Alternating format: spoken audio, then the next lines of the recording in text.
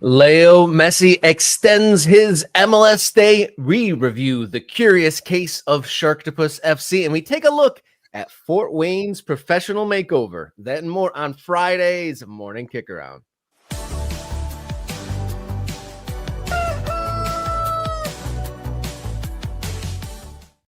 Hello and welcome to the show. You found your way to Morning Kickaround, the show where we cover the world's game being played and expanded in the United States of America. To dot the map with me, Robert Kerr. To my side, Jason Davis. How you feeling on this fine fall Friday, sir?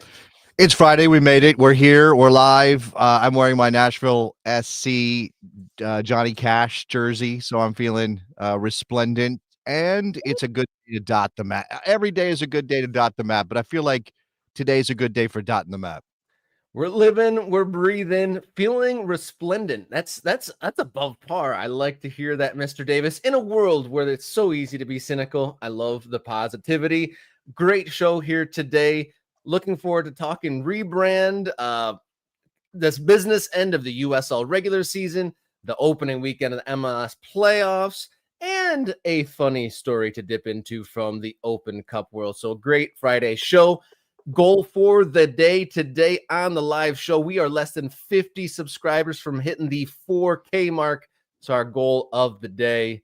Let's hit that 4K marker. And as always, we want to get 5 new members per show. So subscriptions for free and just a couple dollaroos. You can become an MK Ultra. You can get priority commenting on these live streams, bonus content, and access to the Morning Kickaround Discord server. Yeah. We also are going to start doing members only extended streams after our regular show. This is for everybody. All you got to do is come by. Obviously, we'd love it if you push the button to become a subscriber. As Rob said, very close to 4K. Been a great week for Morning Kickaround. I feel good about where we're headed. We've had some really interesting discussions this week about stuff we want to make. A lot of things are happening. But we also want to reward our MK Ultras and our members, and you get access to the Discord, and you get be part of the community, and you get the bonus content that we make, but also that post-show Q&A discussion, more free form, maybe some F-bombs. I don't know what could happen in those members-only streams. Rob, I don't think you're much of a cursing individual. You're not much of a F-bomb kind of you're so shucks Midwestern. I feel it would be weird coming out of your mouth, but You've never played soccer with me. Every mistake I make is an F-bomb. So okay, well, yes, but only self-critical F-bombs. You probably never throw at other people because you're so nice. That's true. Okay. Anyway, we might learn about each other in a members-only chat. So become an MK Ultra to get access to potential Rob Kerr F-bombs. Potential F-bombs. Yeah, getting really frank up in here with my F-bombs. But Andrew, MK Ultra, potentially in the chat. He's already shouting out Fab 4 picks in our third long ball of the day. Just before 10 o'clock, we talk about Fab 4. And MK Ultra's channel members get a shout in that. So get your suggestions for your game of the weekend in the chat. You ready to get this show going? Yeah, I got lots to cover. Let's go. All right, long balls away here on Morning Kickaround.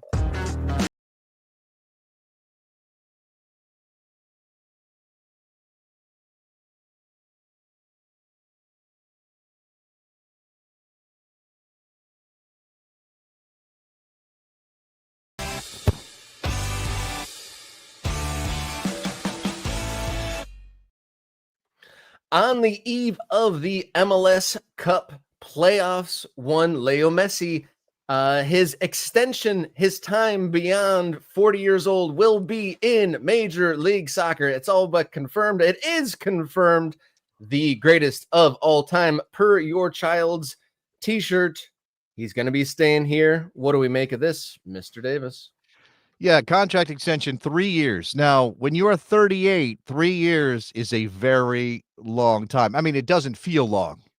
Everybody who's of a certain age recognizes that time starts, like, years go faster the older you get. And that may be the case for Leo Messi. But in terms of being 38 and playing professional soccer, even if the man is known for a stroll rather than a brisk run out on the soccer field more often than not, it feels like you are pushing the boundaries of what he is capable of physically if you sign him to a 3-year contract. At the same time, Rob, If Lionel Messi comes to you and says, in order for me to re-sign with Inter Miami and help you open up the brand new stadium next year, I'm going to need 3 years. You give the man 3 years. You say, absolutely, Senor Messi, here's the paperwork. Let's get this done. Here he is pictured in the under construction Miami Freedom Park that will be open next year, that absolutely Jorge Mas and his partners want to see Lionel Messi playing in, not watching a game in. This image is what a great way to demonstrate the moment that it really is for him to sign the extension, to be in the bowels of the construction. It's quite a good visual representation of Here's what the a thing. contract Here's the extension thing. means for him. He's seated at a giant. I mean, this is a giant desk. It looks like. I know this is a perspective situation with the lens we're using, but it looks like a giant desk. They brought this in. Is this breaking OSHA rules? Says Angus. He's not wearing a hard hat, and he's in a construction zone, so we might have to file some reports. Really good point that Lionel Messi may be in violation of the safety rules on his construction site, but also he is going to be playing exactly where he's sitting, and he'll be moving just about as much when he's playing, when he's on that. Like, obviously, he's still incredibly good. He's the best player in Major League Soccer. He's going to win a second consecutive MVP. He's going to be the first man to ever do that. Only the second man to ever win multiple MVPs in Major League Soccer. The other one being the legendary Preki. Of course, you sign him to a new deal. Of course, you give him what he wants. No issue at all with any of this, even if it does kind of strain credulity that he will make it to 41. I'm curious if there's anyone out there that's lobbying for the MVP award to be called the Preki Award rather than the Donovan Award, because he does hold that status as the back-to-back I'm that winner. person, Rob. I'm that person. Preki's career is remarkable. It is amazing. Go look up that man's career. He starts off in Europe. He's playing for, was it Red Star that he was with? Somebody like that.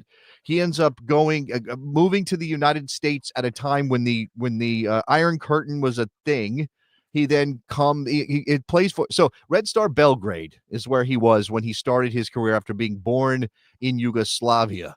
He went to the Tacoma Stars and played 250 games nearly for the Tacoma Stars of indoor soccer in America between 85 and 90. He went to Sweden for a cup of coffee but never played a game. Came back and played indoor with St. Louis Storm. Went to Everton in the Premier League era, the beginning of the Premier League ever. Played for Everton and scored 4 goals. Then he went to the San Jose Grizzlies and played indoor again. Then he played at Portsmouth for a minute in 94, 95. And then he started his MLS career, 96 to 2005. He won 2 MVPs. One of those he won when he was 40 years old. 40 years old. He had an incredible career. Lionel Messi could never.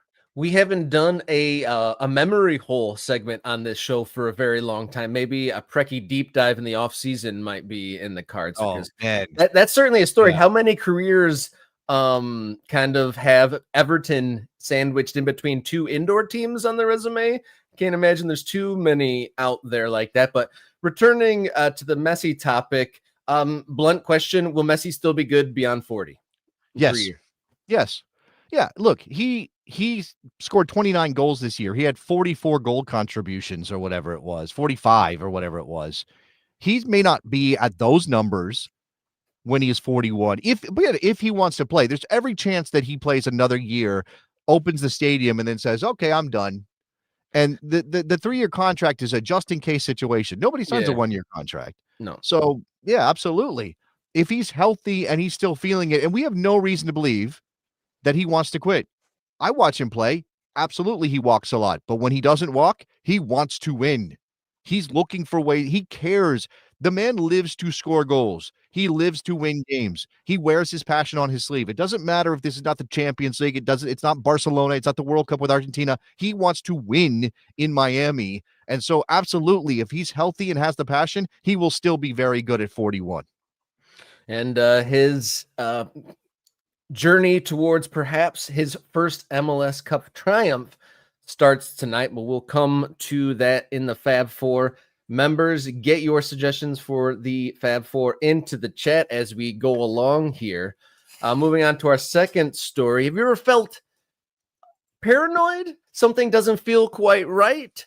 Well, the coach for Sharktopus FC had his paranoia feelings justified when he realized that he thought that his opponent in the second round of the Open Cup qualifying against Bellevue Athletic, he thought that the opponent players were maybe a little bit too familiar and friendly with the referee.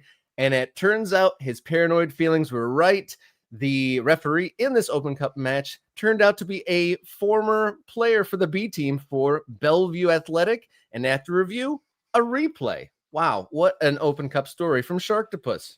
Yeah, that's wild. It caught that familiarity, paid $500 to file the protest with US Soccer, and they said the replay has been ordered to protect the integrity of the competition based on the presence of a conflict of interest, which that is, as the referee was confirmed to be a recent player for Bellevue Athletics second team B2.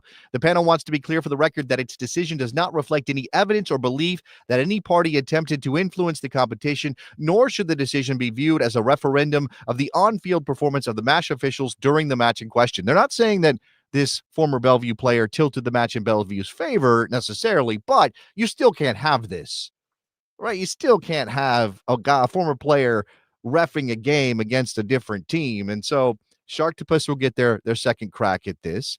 But this is also bringing into the spotlight Sharktopus FC, which I'll admit, and there's a lot of things I consume on a daily basis, and covering soccer in America is my job. I missed Sharktopus when they were actually written up on US Soccer's website 2 years ago by Michael Batista. And there are stories in there. Now, I think this is also a detail in the Jeff Carlisle piece at ESPN about this replay. The question of where does the name Sharktopus come from? Rob, where does the name Sharktopus come from? And in Michael Batista's piece at US Soccer in 2023, this is the quote: "We don't know where the name came from," said team manager Leo Ohanessian. I'm going to get his name wrong. My apologies. Who came to Seattle from the East Coast and took over coaching duties 4 years ago. So that would have been 2020 that he took over, if this or 2019 rather. He says, "It was handed down from generation to generation of manager." like And like if we all remember the film classic Sharktopus, which we imagine that this is named after, it is not generations old. I believe you said it was a 2020 or 2010 movie called Sharktopus. There's a movie called Sharktopus that was on the Sci-Fi Network. Actually, they made several of these movies in the grand tradition of Japanese monster movies. They made a movie called Sharktopus. Then they made a movie called Sharktopus versus Terracuda.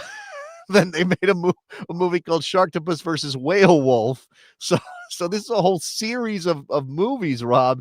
And apparently this team was like, that's cool. We love that. Because remember, the hockey team in Seattle is called Kraken. Seattle Kraken. So they just this is also apparently a thing in the Pacific Northwest that you name your teams after these mythical creatures. And they went with Sharktopus. Now, as you saw in the chat, Rob shared Olive and York linking to a page where you can purchase a Sharktopus FC jersey. Here are the three options that Olive and York put on their store page. Go support this, right? Go do that. I kind of want to pick one of these up. I'm tempted. This is tough. I own a lot of soccer jerseys. They're all hanging next to me. Really want a Sharktopus shirt. I don't know if I can pull the trigger, but I encourage everybody who loves lower division soccer in America, the weirdness of American soccer, that logo, which is an actual Sharktopus, to go and buy a shirt and support this team. I'm a regular follower of the cup.us Twitter handle and website with Josh Hackla and those guys, and they have featured this story and some notable stuff in the past. And I just got to say, follow them. And I put it in the chat. Sharktopus plays in a league called the Recreational Adult Team Soccer, but then acronym is RATS, which I thought was pretty. The Sharktopus plays in the RATS League. I like this idea from Chris. We know Sharktopus FC, Bigfoot FC, Appalachian FC, McKenna Chupacabras, and a mythological cup. You call it the Cryptid Cup is what you call it, because that's what those are. Those are cryptids. Yeah, that is a brilliant idea. Now, there's some travel concerns there because Appalachian is in North Carolina, and obviously Sharktopus is out in the Pacific Northwest. Where does Bigfoot FC play? I actually don't know. Obviously, McKinney Chupacabras is in Texas. Man, that would be an incredible tournament to get going. If we can figure out how to make that happen, we would broadcast live from the Cryptid Cup if that went down. Morning Kickaround on site. Yeah, apparently Bigfoot FC plays in Maple Valley, still hunting down where Maple Valley is. So it sounds like a lovely place to raise a family. Does Maple Valley, man? That sounds. Looks like it's in Washington, Washington State. So that makes sense. Bigfoot, Washington State. So They do you love got those Bigfoot cryptids. and Sharktopus somewhat close to one another. Appalachian in Boone, North Carolina, McKinney Chupacabras. If there's any other cryptid clubs, let us know if we're missing any because they definitely need to be involved. Thank you, Chris. MK Ultra doing the work.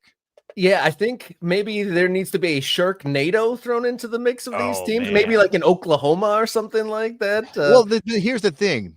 Sharknado is not a cryptid. That's a meteorological event that scoops up a bunch of sharks. It's not a stays the same thing as a sharktopus or a Bigfoot or it's not the same thing. It's different. So I don't know I don't know. They may have to look for a special dispensation from the tournament organizers in order to be involved. That is a great hypothetical tournament. Maybe during the World Cup, we can get all the mythical beasts together in one place while maybe on an off day, on the off days in the World Cup, we'll slip these games in there. That would be pretty amazing. And the look at those jerseys is pretty amazing. Did you say that there was like going to charity or something like that? The proceeds from those jerseys? No. Proceeds go directly to the club to support the club. Olive in York is not taking a cut. Like all of the money I goes see. I to the gotcha. club. So support Lower Division Soccer by buying a Sharktopus FC shirt, and then that money will go to the club. So shout out. Yeah. Which one of these is your favorite, Rob? Which one do you like the best? I think that I'm a little bit of a conservatist, so I think the one all the way to the right, the black and the white You go would with the probably be black. the one. Got it. But I Yeah. think the one in the middle really pops out. So that's my pick. The blue with the sort of highlighter pink. That's the one I think I prefer. That's probably the one. Here's the thing. You think the black one is more wearable? I don't think so. I think the blue one is more wearable. I think that is more of like you can mix and match. It can go with some khakis. You can wear it with blue jeans. There are things that you can do with that. I definitely like the pastel one as well, but that one you have to wear light top, darker bottom. I'm giving some fashion advice with your jersey combinations here, just so you know. That's what you get extra here on this edition of Morning Kicker On.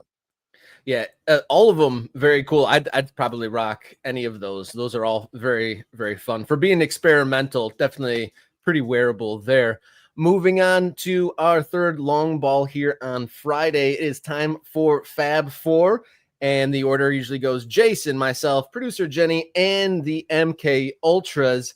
As we let you percolate on what games you might be picking here, Jason.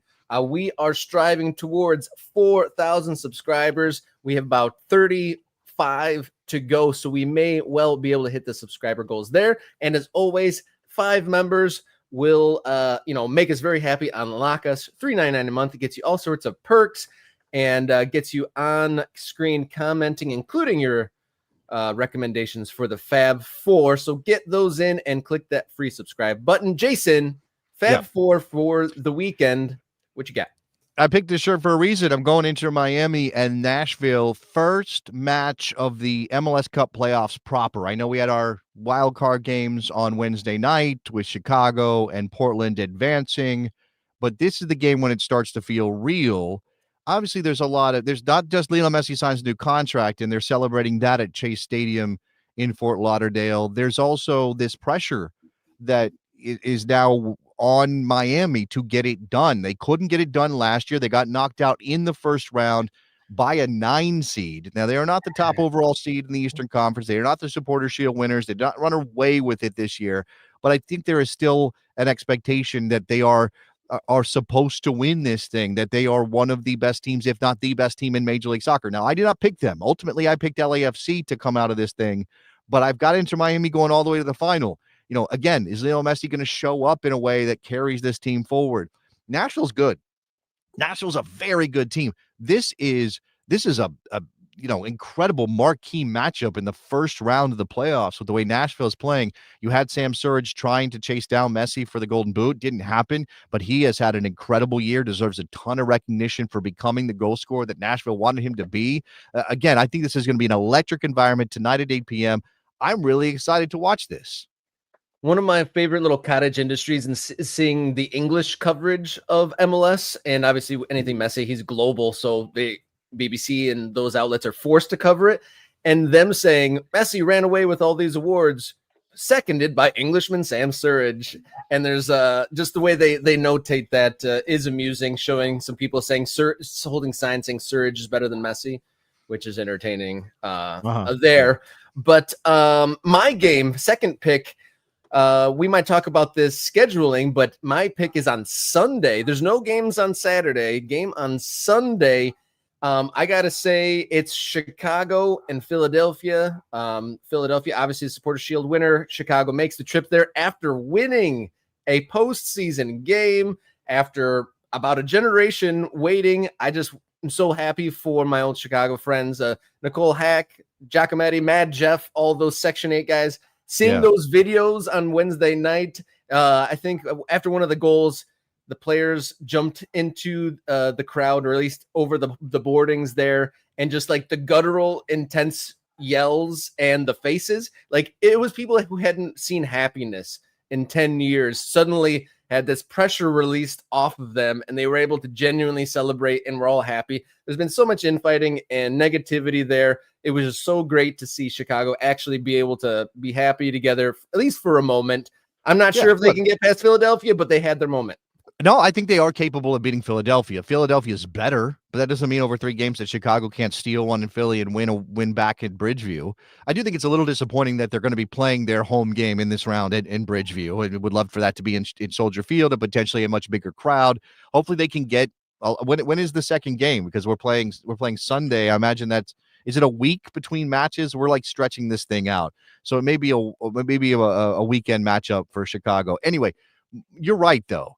That this is a great thing for soccer in Chicago, for the Fire, for as they build their brand. You know, it's taken Joe Mansueto a number of years to get themselves to this position where they can actually imagine launching into something different than what they've been. The stadium plans are energy and momentum and excitement about soccer in Chicago. I have been long distressed by the fact that Major League Soccer has had a team in the third largest city in this country that didn't matter at all. And even when they were making the playoffs with Bastian Schweinsteiger, they really weren't competitors for any trophies.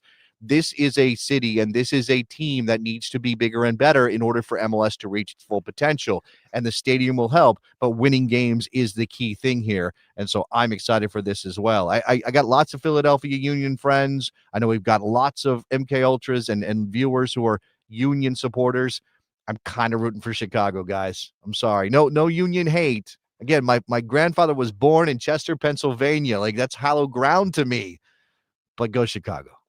Yeah, one final note on Chicago before we move on to Jenny's pick. A message from Nicole Hack, a legacy Fire fan and a VP in the Supporters Council. She said that lots of ups and downs in Bridgeview, but being there felt like being back home. The 13K that was there felt like a better atmosphere than the 25K we've sometimes got at Soldier Field. So interesting note there, and maybe not necessarily a negative to be at the Bridgeview Stadium. Can I add something else? Sure. Because you and I just talked about Major League Soccer. We're going to go to the chat for our fourth pick, and we got Jenny coming. I think Jenny's going to go away from MLS.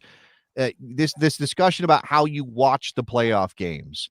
So Major League Soccer, obviously on Apple TV Plus and behind a second paywall via the MLS subscription. Now, you can have, in order to watch the playoffs, you can have Apple TV and just Apple TV and watch the games. They'll be available to you. You can also have just MLS Season Pass and watch the games, meaning no Apple TV subscription, just MLS Season Pass. So you could, either one of those things will get you access. You don't have to have both. You just have to have one of either of those things, because until the playoffs, you had to have an MLS Season Pass subscription. You didn't have to have Apple TV Plus to watch MLS, but you had to have an MLS Season Pass subscription. Now, as an Apple TV Plus subscriber, you get access to MLS. So it's a little confusing, but there is actually one paywall between you and the games. It's just a matter of which paywall you are engaged with. All right. Thank you for that clarification, Jason. Come on in, Jenny. You got our third pick. Which direction are you going with your Fab Four pick? As Jason alluded to, I am going away from MLS and going down to Decision Day in the USL Championship. There's a number of games you can pick. It's going to be a very thrilling final day. I'm going to stick with my bias and localness and go Detroit City against Tampa Bay Rowdies. Detroit City just needs to pick up one single point, and they are in. They do need to win a game. If they need to win, if they do not win, if they drop any sort of points against Tampa Bay, the Indy 11 versus Orange County game at 11 o'clock becomes relevant because Indy 11 would win, while Orange County also needing to win that game. As far as Western Conference games tomorrow, take your pick. They all matter. There's 5 teams battling for 4 playoffs. So kind of Major League Soccer to clear the Saturday schedule to give USL the whole stage. That's why they did it.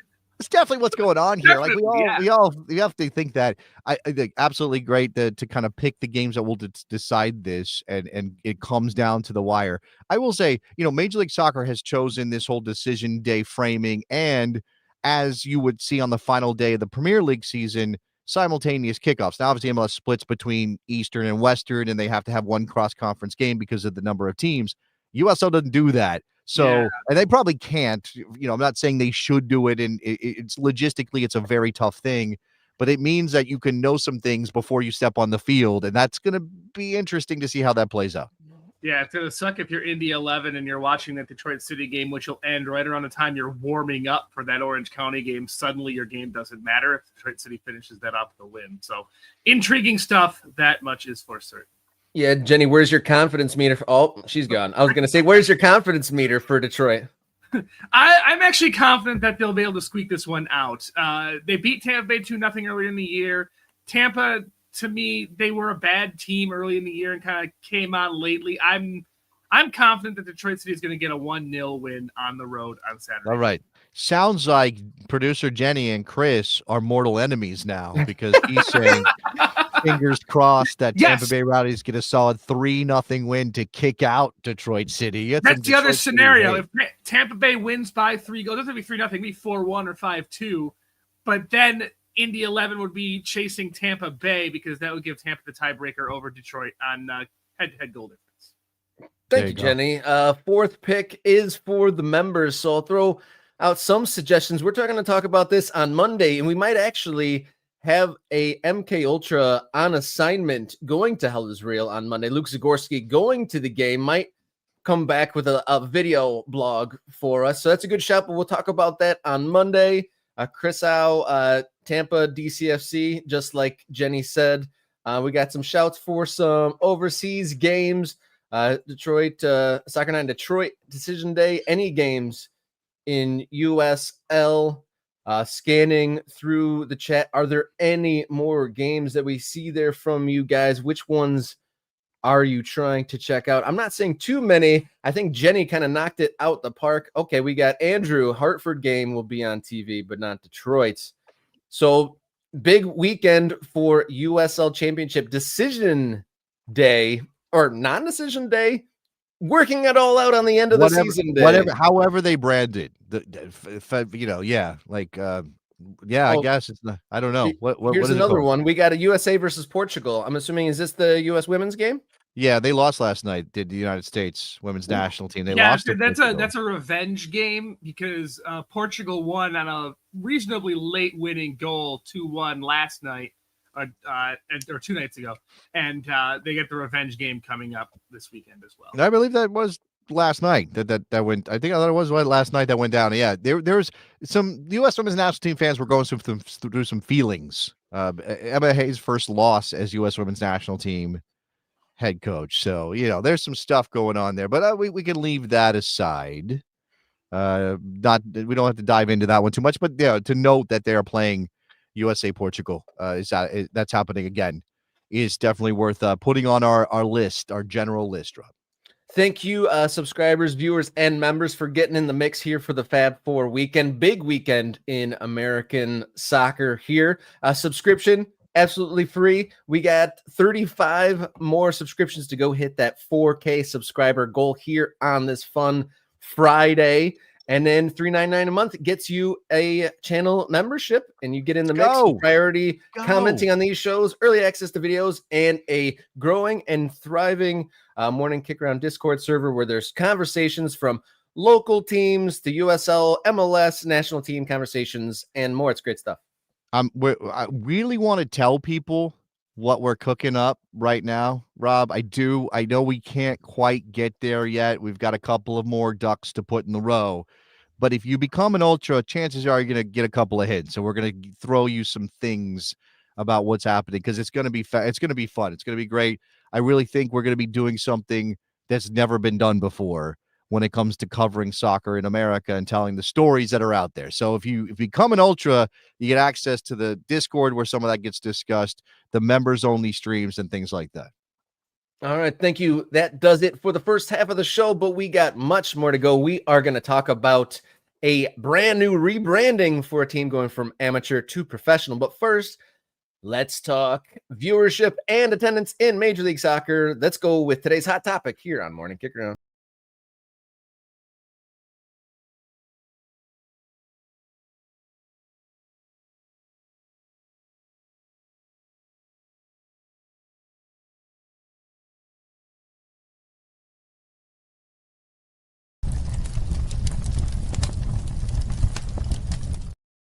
Hot topic here on Morning Kickaround as the MLS Cup playoffs start in earnest. Major League Soccer put out some public relations information, some statistics claiming 11.2 million fans came to games in 2025, and there was a 29% increase in viewership across all their platforms. Okay, so we're going to put on our hater hats here. You got your hater hat ready, Rob? Okay, we're going to put on our Haterade morningly. Yeah, my imaginary hater hat is going right on top of my head right now. Look, I am a fan of I'll do the disclaimer first. I am a fan of Major League Soccer. We don't want to get called out on being a hater. I like Major League Soccer. I am mostly okay with most of what MLS has done over the past 30 plus years to turn themselves into a relevant top division soccer league in a country where that was never a given that you could do that. So I will take that disclaimer and put it over here as we look at these numbers. Attendance. We'll start with attendance. We go left to right. That's how we do this. MLS ticketing revenue reached an all-time high. I have no way to know if that's true or not. I'm going to take them at their word. Sure. MLS that revenue's doing a lot of work there. Like they charge more money for more tickets. Yeah, that could be the case. Obviously, more teams, just as attendance goes up, and you add whatever San Diego averaged this year, which was like probably 25,000 or something. I don't have it in front of me, but I imagine that 30,000 in San Diego helps bring up your revenue, right? No doubt. Okay. Yeah. I say that 30,000 in San Diego, which I do think they mostly put those butts in the seats. But 11.2 million fans attended MLS regular season matches in 2025. Rob, did 11.2 million people actually sit down in an MLS stadium and watch a soccer game or parts of a soccer game? From my experience in Chicago sports, the number that you see handed to you by the press officer for the team and what you're looking around with your eyeballs don't necessarily match each other. We've said this before, and this is industry standard. This is not specific to MLS. They aren't like the only white lie people out there or twisters. Yeah, I worked in minor league hockey, and that was, the only time it was honest was when it was sold out. Yes, right. So 11.2, unless you literally could not see an open seat in the building, you kind of got to look at these numbers with a little bit of skepticism. 11.2 million fans attended matches. It could be that 11.2 million tickets were distributed because oftentimes that's the number you're getting reported is how many tickets were distributed. Now, that could mean that most of, it could be 85, 90% of those tickets were actually purchased, which, fine. You sold a seat. Whether the person walked in the door and took that seat, maybe it doesn't matter as much. But some of those tickets are also distributed in non-revenue generating ways, right? You hand out tickets, you have a promotion, somebody buys a block, and maybe you're doing it at cost or lower, whatever. Okay. This is George saying if they average 11.2 over 3 years, because it does say in that third point across the past 3 seasons, MLS has averaged 11.2 million fans per year. So look, 11.2 is not a specific number. Could it be 11,240,000 this year and 11,220,000 last year? Sure, it could be. But George is saying that if it was 11.2 over 3 years and they got 11.2 this year, it means that attendance went down or tickets distributed went down. You can absolutely read it that way. I don't think you can prove that's the case based on what we're seeing here, but you can absolutely read it that way. So I take George's point. Viewership averaged 3.7 million gross live match viewers per week across streaming and linear platforms, a 29% increase over 2024. Friends, this is statistical manipulation. Oh, yeah. We are dressing this up and using some words to make these numbers look a way that we want it to look. So, gross live match viewers, I feel like, is packed with detail. Right. What does gross mean? That means somebody started watching a game, clicked on it once, turned off the game, or went to watch Netflix and watch an episode of How I Met Your Mother, then came back to a different game, and therefore counts as a gross viewer twice, right? That's what I would assume that meant, is just like the amount of time someone went into the platform or turned on the television on that channel, because it does say across all linear and streaming platforms, but yeah, that doesn't say like constant viewers or locked. Right. And again, what numbers actually matter here, or what numbers you should use to judge success in the modern landscape of media and broadcasting? I don't have a handle on that. I'm not a broadcast, industry expert. I don't think that is the thing that Don Garber has consistently done. Mentioned a number and then basically saying we still don't quite have a grasp on what metrics matter here, right? And I think that's because they're trying to figure out what this Apple TV deal is doing for Apple and for Major League Soccer. So when it says 3.7 gross live match viewers, that is absolutely statistical manipulation. The word gross in there is doing a lot of work. It says per week, right? Per week, 3.7 million per week, 29% increase. And it says streaming and linear. Of course, linear would be any of those games that are simulcast on Fox, right? Fox. And I don't know if there were any Spanish language linear broadcasts. I wasn't paying attention to that this year. But absolutely, Fox had some games that were also on Apple TV Plus. And so, all that stuff kind of gets mixed together here. Digital. Go ahead. Oh, I was just going to say, this is a little bit confusing because 3 months ago, Don Garber said MLS games are averaging 120,000 viewers per game. So I'm not no mathematician, but is 120 times 16, does that equal 3 million? 3.7 million? It's 30 teams, so it is 15 games around, right? That's 1.8 million. So that's a good question. Now, is that 1.8 million unique viewers? And then 3.7 is gross because somehow you're, doing one time and a half more people clicking back and forth and changing games? Because again, if you change games, do you get counted twice? Yeah, I feel like when you say gross live match viewers, that's like every time someone gets into whatever that portal or however they describe it.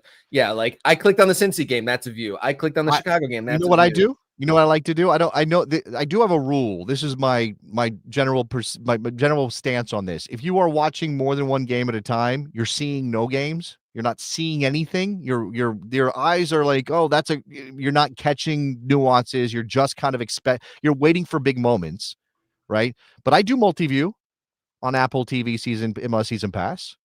Like I do a multi-view situation if there are multiple games happening, because what has MLS done? They put all the games in 2-3 windows. Like there's not, and they overlap. And so what am I going to do? But I want to watch that game and this game. So I do that. How do I get counted?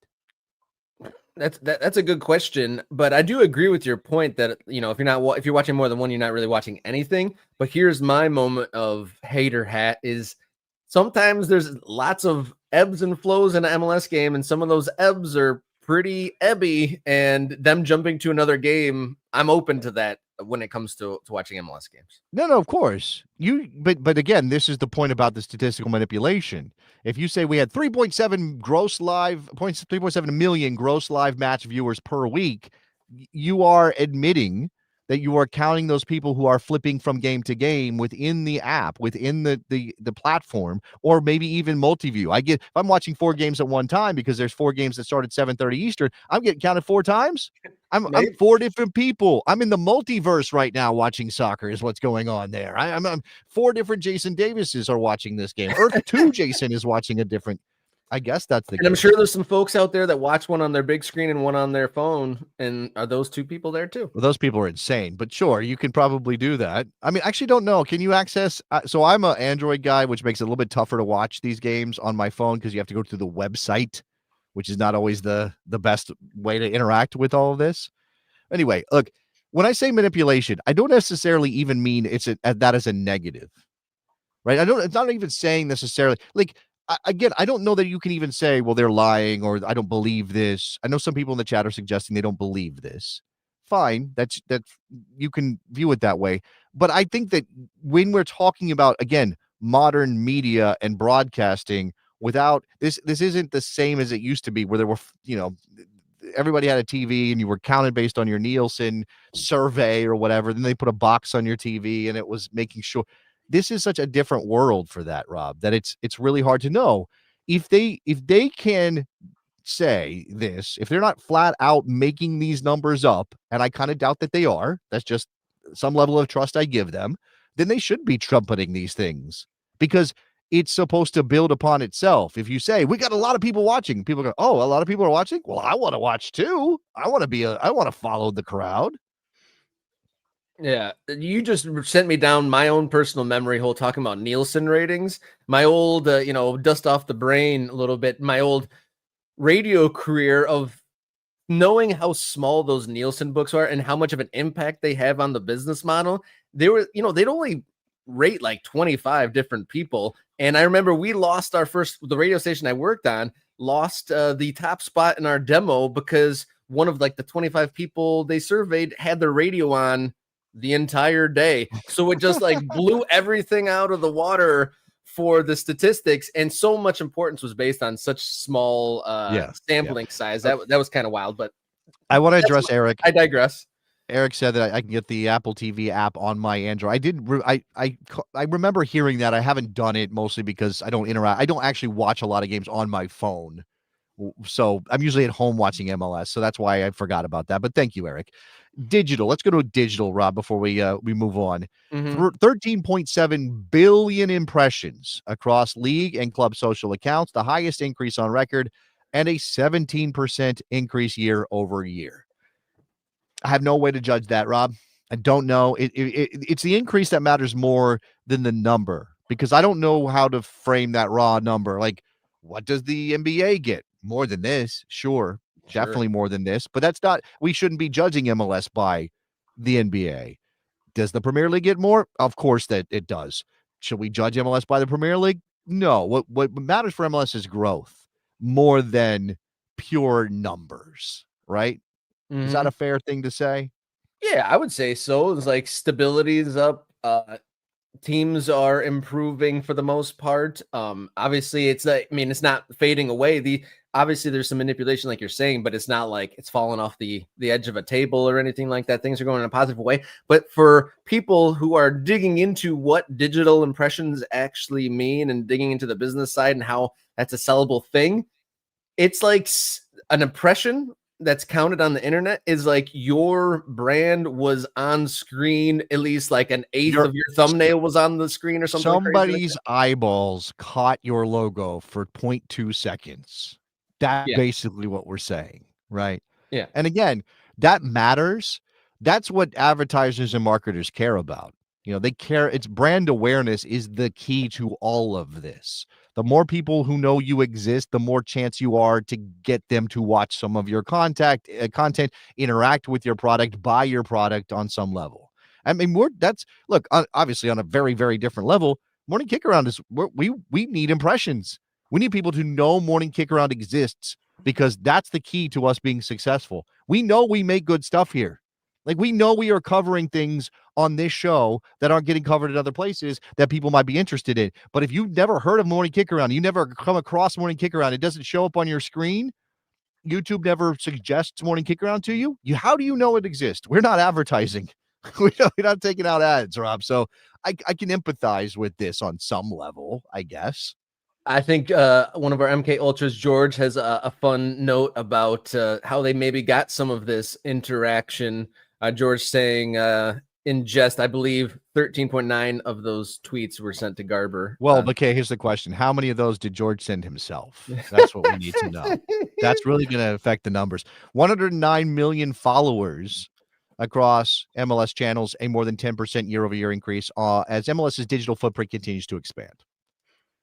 Yeah, some of those people probably follow on all the social platforms. So you're counting people twice and 3 and 4 times. I don't know. But again, if the 10% year over year is true, then that is good growth.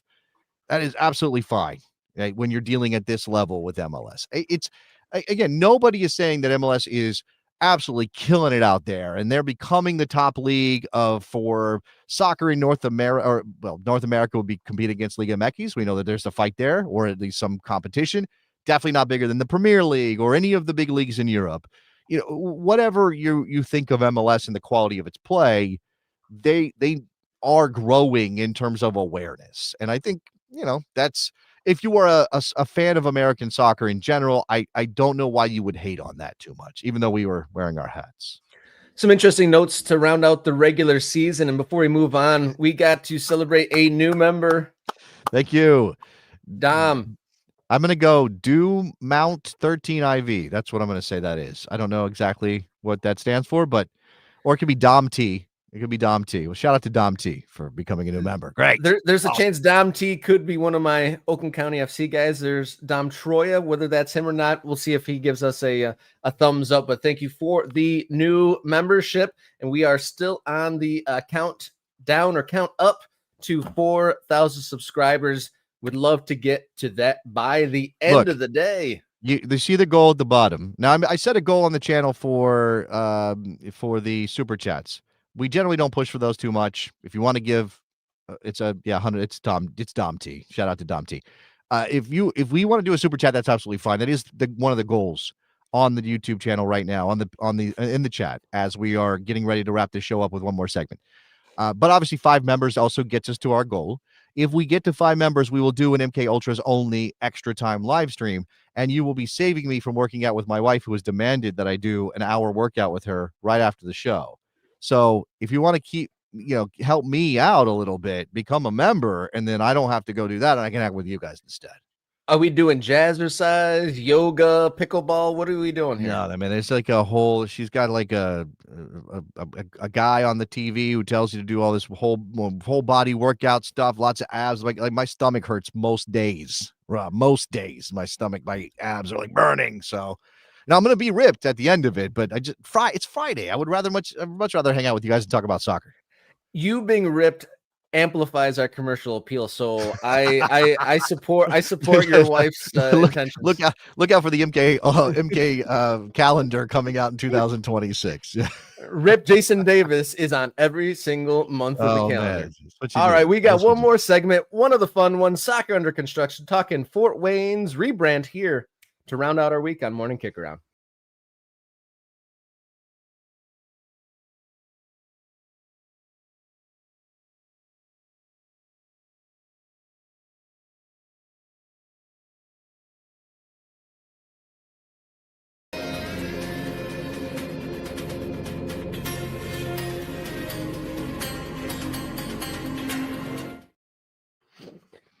Welcome in, Soccer Under Construction here on Morning Kickaround. One of our favorite segments to do. One team that's going to join USL 1 next year is Fort Wayne FC.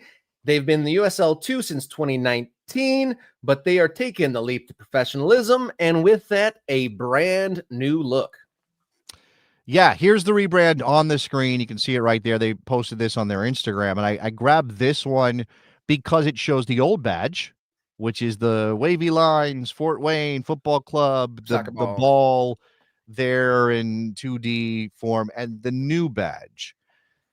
says why the rebrand. So let's give them the benefit of the doubt here as to why they needed a rebrand. A club's crest anchors its brand and serves as its identity, representing the connection to its community, its values, its culture through symbolism and imagery. Our new sophisticated identity conveys the Fort Wayne Football Club spirit as it enters professional soccer and opens its new stadium, Fort Wayne FC Park. The club's primary color, autumn gold, symbolizes new beginnings, prosperity, success, and nature. The use of black represents strength, resilience, and control. The shield signifies the club's strength and tradition. Rob, which one of these two things do you like better before we move on?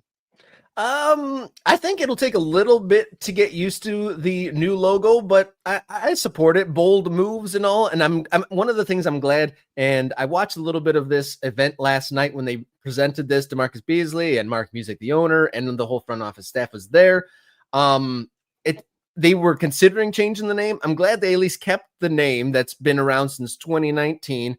They hit the field the first time after COVID in 21. And they have had success. So I'm glad they didn't just totally depart from that. It's going to take me a minute, but I mean, I guess to each his own. It sounds like they put a lot of work and effort into it.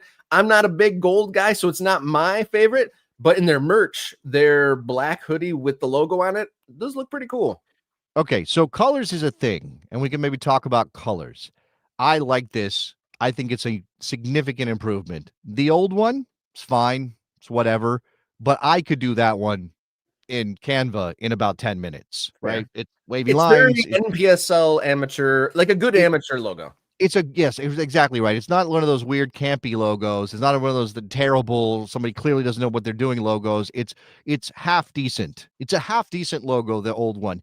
The new one is distinctive. And I think that's what matters here is you want it to be distinctive. You want there to be something people connect with their club. And with the old one, wavy lines, 3/4 of a ball. What stands out there that like, oh, I think of that as Fort Wayne. Not everybody loves sort of the stylized letters connecting like this, but I look at this and I think of San Francisco Giants. I even think about the Detroit Tigers, even though that's just one letter. There's something there that I like that maybe appeals to me as an old time baseball fan. Right, maybe that's part of it. That's a good point. This does look like I could see this on a hat, like baseball style. It would absolutely murder on a ball cap. It would absolutely kill on a ball cap. I do see somebody saying that the actual font there for the word mark Fort Wayne Football Club is not great. I can see that. Here are the 4 different ways, right? So everybody's got to have a primary badge, a secondary badge, or a secondary identity, and then word marks. And you can see it says stroke there. Again, that's just the outline, right? The word marks, yeah, I could understand, that font, but I'm not a font expert, so I'm kind of just going to give them a pass on that. The color, though, the color's going to take some getting used to, Rob. It will. That is a. There's a new wave of gold coming into these designs. Well, they're calling it autumn gold, right? So it's like almost like a burnt kind of, it's like a slightly burnt kind of thing. It's orange, but not, it does have Halloween vibes, as Riverside Grove is saying. Here's we always got to have an explainer, Rob. We got to have an explainer. Every element of this has some sort of explanation. And somehow, even though there are literally 2 letters on a blank shield, this has got 4 different elements that need explanation. Yeah. Our 3 rivers. So the F visually represents the access points and confluence of our 3 rivers, how the St. Mary's and St. Joseph converge to form the Maumee. I'm learning a lot of geography about Fort Wayne, Indiana right now. The rivers represent a significant role in our city's geography, history, and recreation. I saw somebody in the chat. Looks like, here you go. Not a fan of onions. Wavy lines are 3 rivers that lead to center of city. There that is. How the F visually represents those rivers is just because it flows. It's wiggly. It's wiggly. It does like this, so therefore it's a river. Historic roots and continued growth. The branches of the W embody the trees and nature throughout our 80-plus parks and 150 miles of trail systems. Okay. Lots of cities are proud of their trees or proud of their naturical moments. I do think that is one of those reverse engineered things where you're like, this W looks cool. What could it represent? Well, we got a lot of trees. Maybe it's representing our trees. Like, it's not like the tree. I take inspiration from the trees. Oh, I see a W in my head. Like, that's not what's happening here. This is just a cool looking badge that then you kind of, you try to make it feel more Fort Wayne by explaining some of the elements. through the prism of what Fort Wayne's got going on. Then you've got intertwined and united, a confluence of our innovations, cultures, ideas, and shared memories that bring our community together. Every community says stuff like that. That's not special. A sophisticated crest, rather. The shield symbolizes our fortitude and tradition, while the monogram embodies the city's ties to and love of nature and recreation. It's just a better badge for them. They just like it better, right? Okay. And again, I don't begrudge any club the opportunity to frame themselves the way they want to when they're doing something like going from amateur to pro, because this is not just about, oh, that old badge is too DIY, it's too, it's not something that stands out. It's not just about like the badge. It's about creating momentum. It's about creating a launch point. It's about resetting in people's mind what you are, because you don't see that amateur identity as strong enough to carry you forward. Now, we just talked to some people who are taking a very different approach to this, Rob, down in Corpus Christi. They were like, we had this amateur team and people love the shark on our badge, and we're sticking with it because people wanted that. I don't know what kind of market research the club did in Fort Wayne to determine whether they needed a new badge, but we kind of have to trust that they think this is necessary rather than stay what they were. In that event last night, DeMarcus Beasley spoke first in the event, and he said that they workshopped a lot of different things. They considered changing the name, changing the look, changing the colors. They obviously wanted to almost separate themselves to a degree from their history, which is successful in the USL 2 level. They won their division in 2023, 2024, and 2025. Good success after, I always have to say it every time we bring up Fort Wayne, their first ever game was losing to my Oakland County FC 3-0 in a rainy day in Metro Detroit. But that aside, they've been very successful at the level that they are, but clearly they want to kind of rip a Band-Aid off and differentiate this new look and show the public that they are a new thing.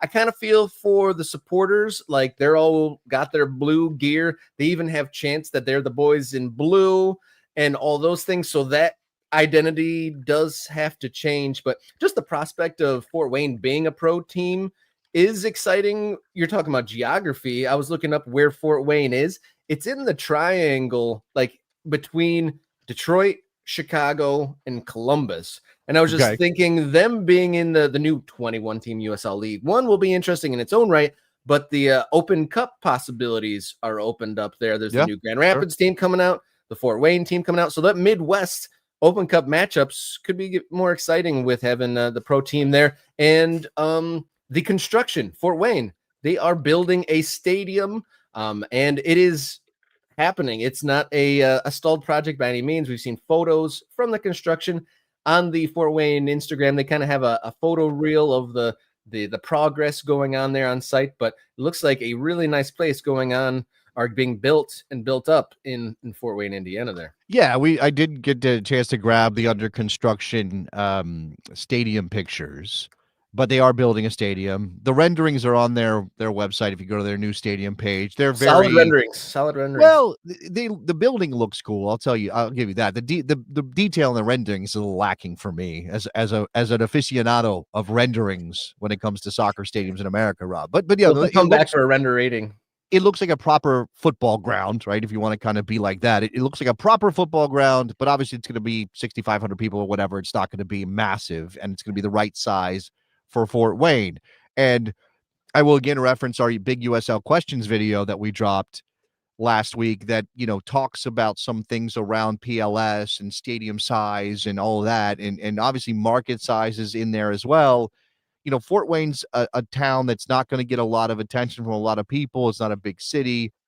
They're building a stadium they think is proper sized for their team. But if they win and they start going up, this is exactly the kind of thing that that the USL and US Soccer is going to have to talk about. If Fort Wayne starts winning, they've done something really cool. You should be celebrating that. And if USL wants to do pro rel, why should they be stopped from going up if they don't check every single box exactly?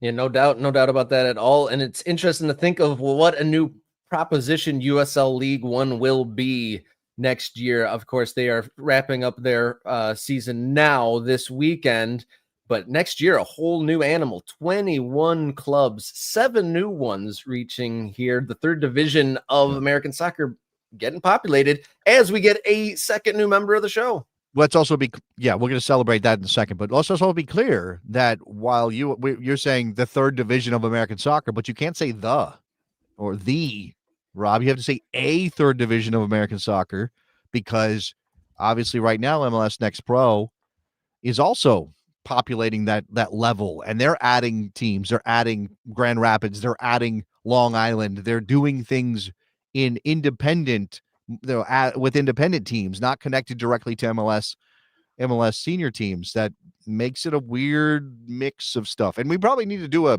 big questions for MLS Next Pro video as well. Yeah. Like, what the heck is all this? Is this just a land battle? Is this a real thing? Are we trying to make a minor league? What's going on here? Giant game of soccer risk is what's happening, it seems like, right? By the way, should we design that? Should we design risk, but for soccer in America?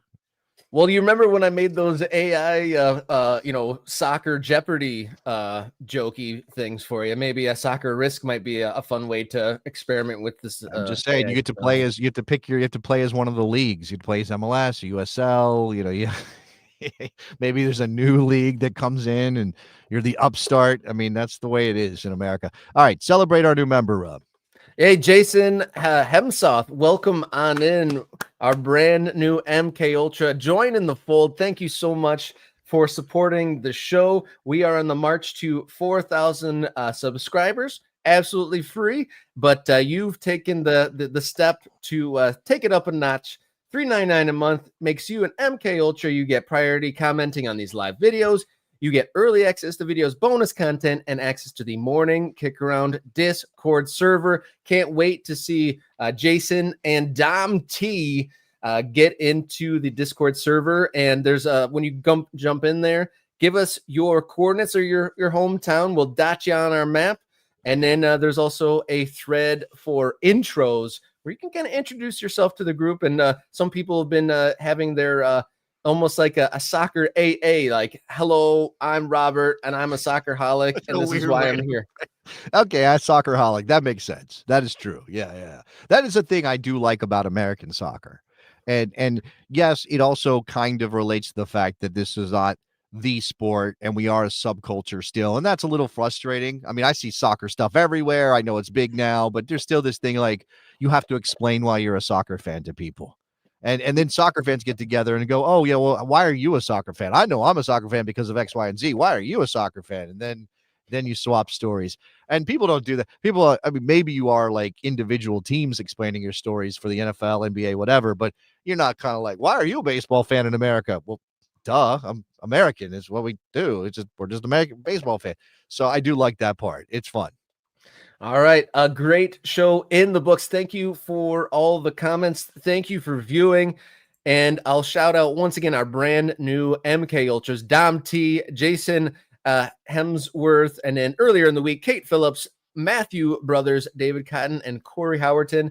Welcome aboard. Thank you so much for joining us. Independent broadcasting here 3 times a week and on demand on YouTube.